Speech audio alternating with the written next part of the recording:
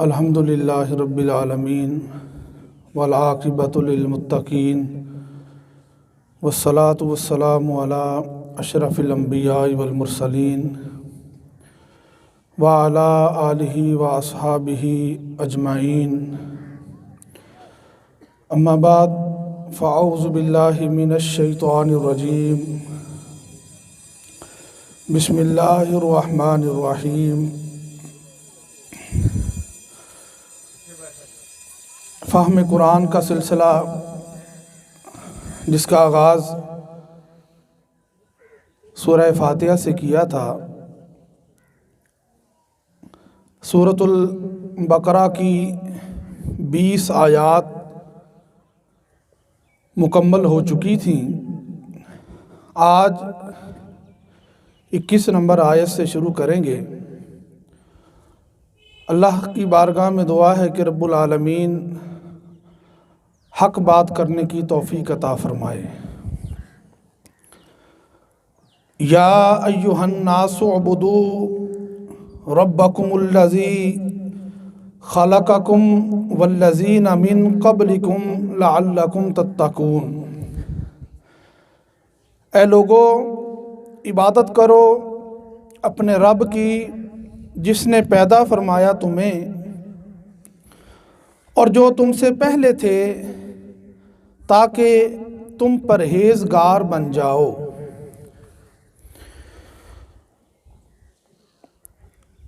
توحید ربوبیت سے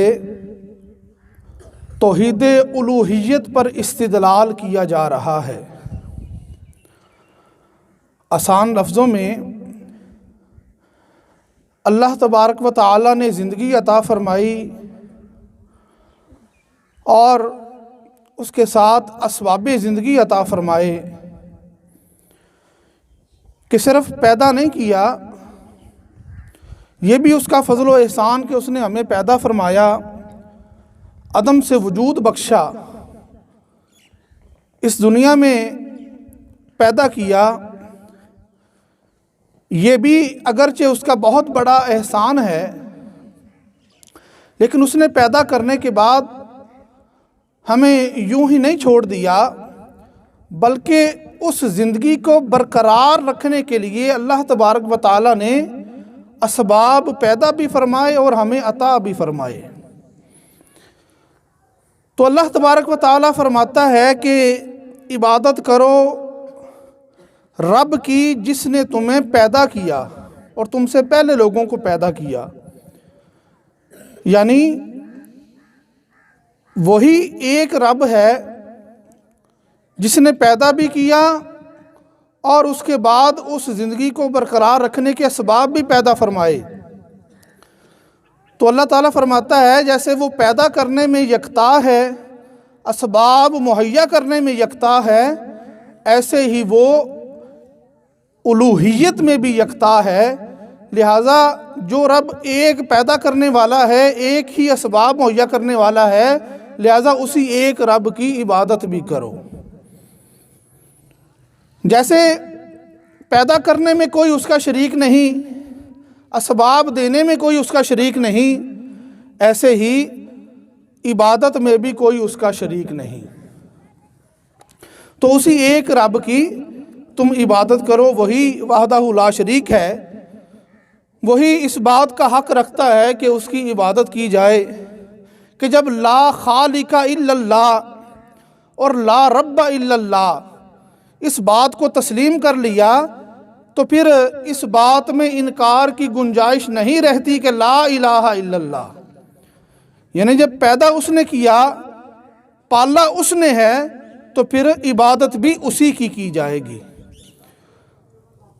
تو قرآن کریم نے اس مفہوم کو بڑے خوبصورت انداز میں بیان کیا۔ الذی جعل لکم الارض فراشا والسماء بناء، وہ جس نے بنایا تمہارے لیے زمین کو بچھونا اور آسمان کو عمارت۔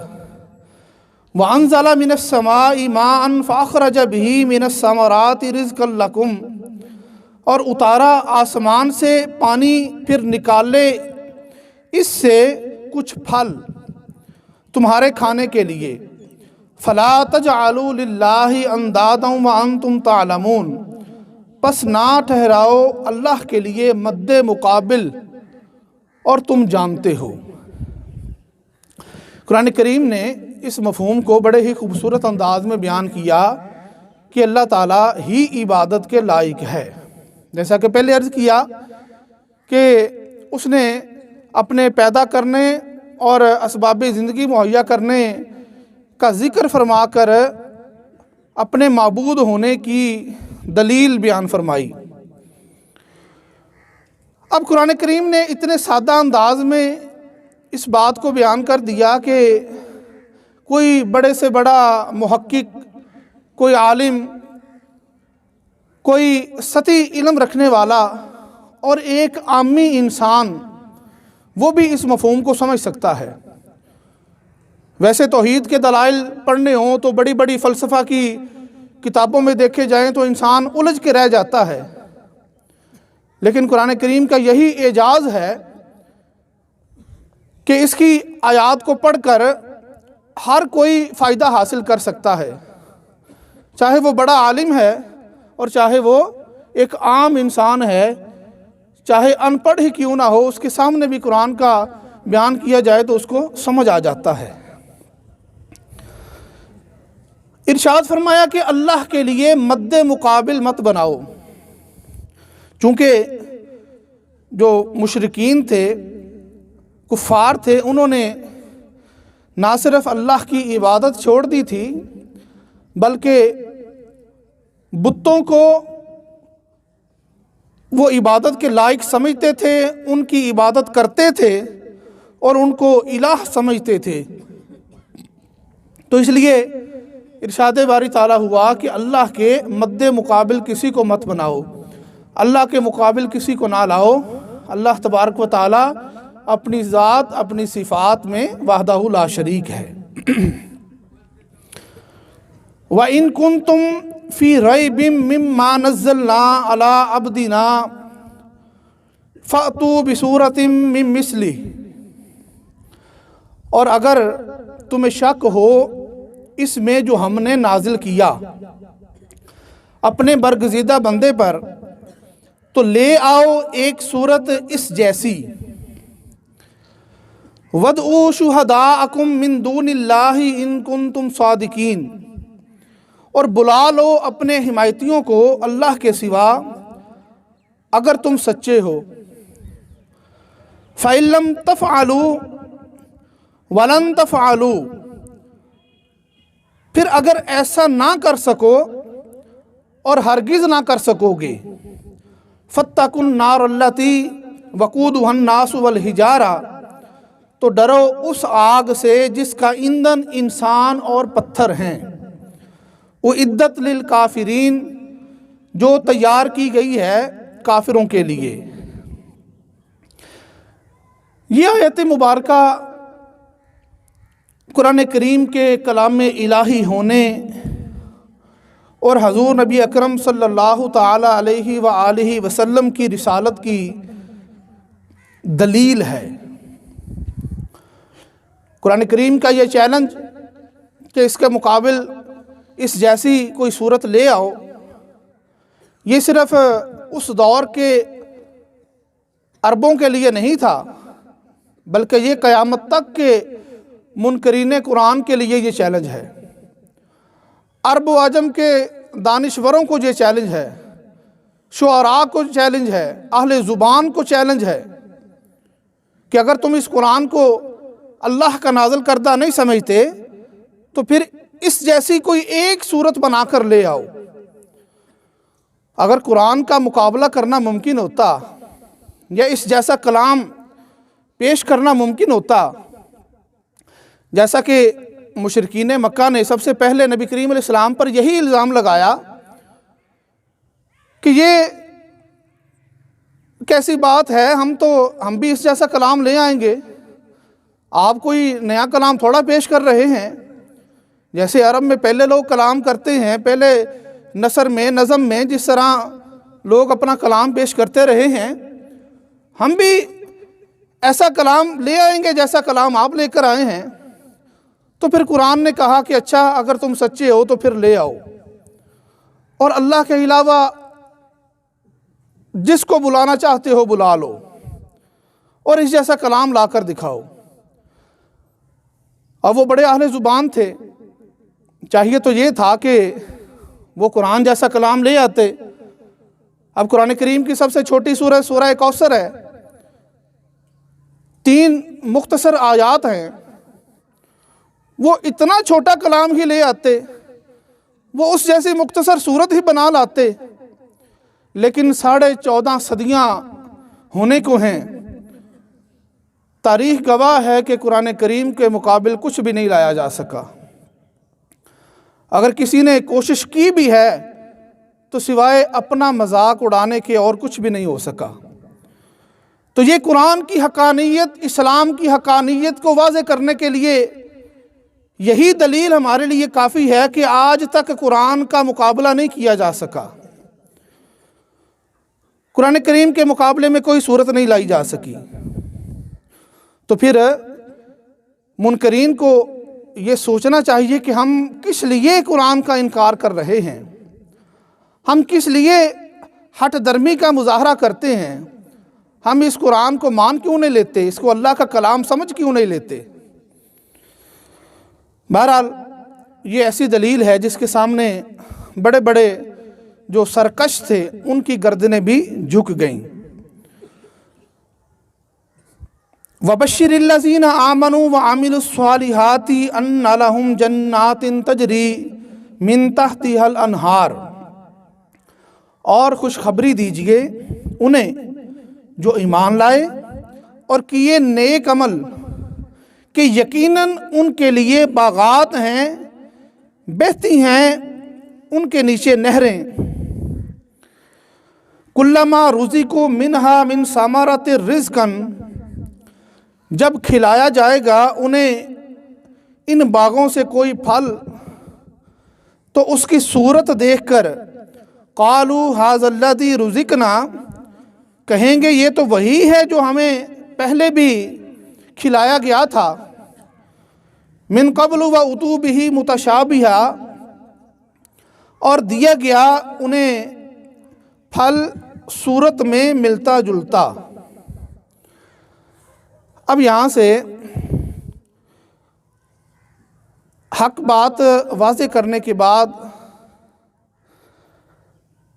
پہلے تو جو منکرین تھے ان کے لیے عذاب کا اللہ تعالیٰ نے ذکر فرمایا کہ قرآن کا انکار کرنے والے، اسلام کو جھٹلانے والے یہ خیال نہ کریں کہ انہیں یوں ہی چھوڑ دیا جائے گا، بلکہ اس کی کڑی سزا دی جائے گی، اور سزا اتنی سخت ہوگی کہ جس کا سن کر انسان کے رونگٹے کھڑے ہو جاتے ہیں، کہ ایسی دہکتی آگ میں ڈالا جائے گا جس کا ایندھن ہی انسان اور پتھر ہے۔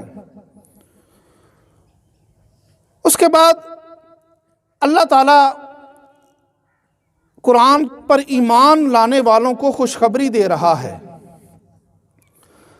جب منکرین کا ذکر ہو گیا، ان کی سزا کا ذکر ہو گیا، تو اب جو ایمان والے ہیں، جو مومنین ہیں، ان کو بشارت دی جا رہی ہے کہ تمہیں خوشخبری ہو ایمان والو، نہ صرف ایمان لائے ہو بلکہ تم نے نیک عمل بھی کیے ہیں، تمہارے لیے باغات ہیں۔ جنت کا لفظی مطلب ہے باغ، تو جنات تمہارے لیے باغات ہیں، ایسے باغات جن کے نیچے نہریں بہتی ہیں۔ جب جنتی جنت میں جائیں گے اور انہیں کھانے کو جنتی پھل ان کے سامنے لائے جائیں گے تو وہ کہیں گے کہ یہ پھل تو ہم نے پہلے بھی کھائے ہوئے ہیں۔ ان کی شکل و صورت کو دیکھ کر وہ یہ کہیں گے، لیکن جب اس کا ذائقہ اور اس کی خوشبو سونگھیں گے تو پھر ان کو خبر ہوگی کہ ایسا ذائقہ اور ایسی خوشبو تو ہمارے خیال میں بھی نہیں گزری تھی۔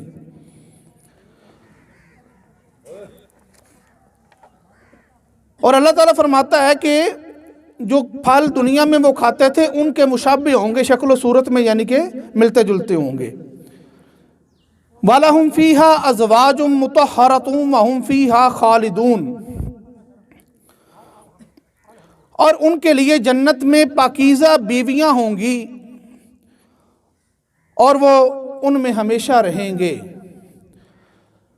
یعنی دنیا کی جو آلائشیں ہیں، دنیا کی جو ناپاکیاں ہیں، ان میں سے کوئی چیز ان بیویوں میں نہیں ہوگی۔ اللہ تعالیٰ پاک بیویاں جنت والوں کو عطا فرمائے گا۔ اور آخر میں اللہ تعالیٰ فرماتا ہے کہ یہ جن نعمتوں کا اللہ ذکر فرما رہا ہے یہ عارضی نہیں ہیں، یہ وقتی نہیں ہوں گی، بلکہ یہ ایسی نعمتیں ہیں جو کہ دائمی ہیں۔ خالدون، وہ ہمیشہ ہمیشہ کے لیے ہیں، وہ کبھی ان سے واپس نہیں لی جائیں گی۔ تو عزیز طلبہ، آپ نے غور کیا کہ اللہ تعالیٰ کے مقدس کلام پر ایمان لانا اور اس کے مطابق عمل کرنا یہ کتنا بڑا عمل ہے۔ اس کے بدلے میں اللہ تعالیٰ دائمی نعمتیں عطا فرمائے گا جو ہمیشہ ہوں گی۔ دنیا کا سارا مال عارضی ہے، دنیا کی خوشیاں بھی عارضی ہیں، دنیا کے غم دکھ بھی عارضی ہیں۔ دنیا ہی فانی ہے، ختم ہونے والی ہے۔ تو پھر کیوں بندہ اس دنیا کی الجھنوں میں الجھ کر رہ جائے اور دائمی نعمتوں کے حصول کی کوشش نہ کرے اور اس فانی دنیا کے لیے اپنی اس ابدی زندگی کو داؤ پر لگا دے؟ تو اس لیے ہمیں سوچنا چاہیے کہ اللہ تعالیٰ نے ہمیں ایمان کی قوت عطا فرمائی ہے، ایمان کی دولت عطا فرمائی، اور ہم اس ایمان کی نعمت پر اللہ کا شکر ادا اس صورت میں کریں کہ ہم اس قرآن کریم کے مطابق عمل بھی کریں اور اپنی زندگیوں میں قرآن کی بہار لے کر آئیں، اپنے صبح و شام قرآن کریم کے مطابق گزاریں۔ اللہ تعالیٰ کی بارگاہ میں دعا ہے کہ رب العالمین ہماری اس نشست کو، اس گفتگو کو اپنی بارگاہ میں قبول فرمائے اور ہمارے لیے ذریعہ نجات بنائے۔ آمین۔ وما علیہ الا البلاغ المبین۔ اللہم صلی علی سیدنا و مولانا محمد وعلی آل سیدنا و مولانا محمد مبارک وسلم۔ اللہم انت السلام و منک السلام و الیک یرجع السلام، حینا ربنا بالسلام وادخلنا دار السلام، تبارکت ربنا وتعالیت یا ذا الجلال والاکرام، ربنا آتنا فی الدنیا حسنۃ وفی الآخرۃ حسنۃ وقنا عذاب النار۔ الہ العالمین ہماری اس حاضری کو اپنی بارگاہ میں قبول فرما، ہمارا بیان کرنا، جنہوں نے سنا ان کا سننا اپنی بارگاہ میں قبول فرما۔ اس پڑھنے سننے میں کوئی کمی کوتاہی غلطی گستاخی بے ادبی ہو گئی تو اپنے فضل سے ہمیں معاف فرما، ہمیں اپنی اصلاح کرنے کی توفیق عطا فرما۔ الہ العالمین ہمیں قرآن کریم کی ہدایات کے مطابق بہتر سے بہتر عمل کرنے کی توفیق عطا فرما، ہمیں صراط مستقیم پر چلنے کی توفیق عطا فرما۔ الہ العالمین اس ادارے کی خیر فرما، سربراہ ادارہ کی خیر فرما، تمام اساتذہ کی خیر فرما، تمام طلباء کی خیر فرما، اس ادارے کے ساتھ دامے درمے قدمے سکھنے تعاون کرنے والوں کی خیر فرما، اہل علاقہ کی خیر فرما۔